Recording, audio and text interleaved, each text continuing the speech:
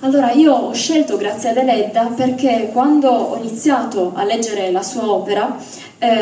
opera che fra l'altro è stata oggetto di un ostruzionismo nel corso degli anni,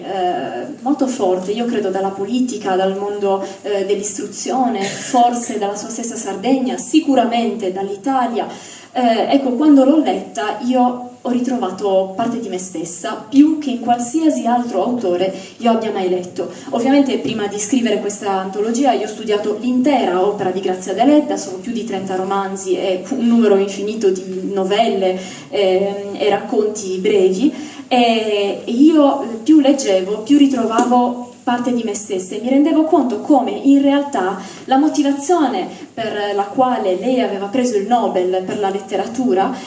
cioè che trattava temi di carattere universale che potevano superare i confini della Sardegna, i confini dell'Italia, i confini di qualunque nazione, cioè riuscire ad analizzare la psicologia umana incanalandola nelle vicende reali, quindi della vita di tutti, e dunque, come dice appunto Tzvetan Todorov, aiutare a vivere il lettore in qualche modo, manifestando le sue passioni, i suoi sentimenti. Ecco, quando io ho letto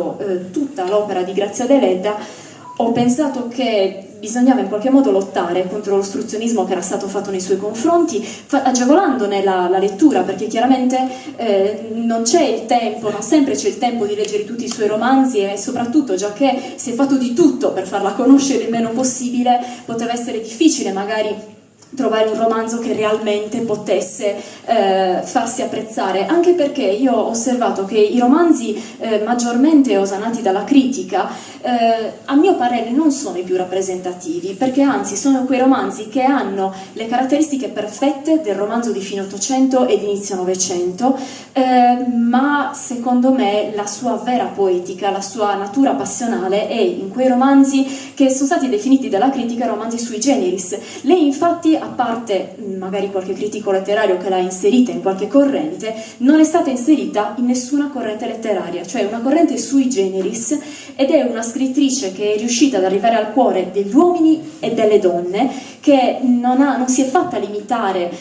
dalla sua origine sarda, ma che anzi ha trovato nella sua origine sarda il modo di descrivere la natura quasi come che la natura rispecchiasse l'uomo stesso, quindi una tale intima connessione nella natura delle cose, nella natura dell'animo umano e soprattutto, a mio parere, nell'umanità dell'errore, perché Grazia Deledda non racconta le cose come dovrebbero essere, ma come sono spesso, cioè come non dovrebbero essere, me l'ha fatta sentire particolarmente vicina, e io ho voluto scrivere questo libro per divulgare quello che io avevo colto dalla sua opera,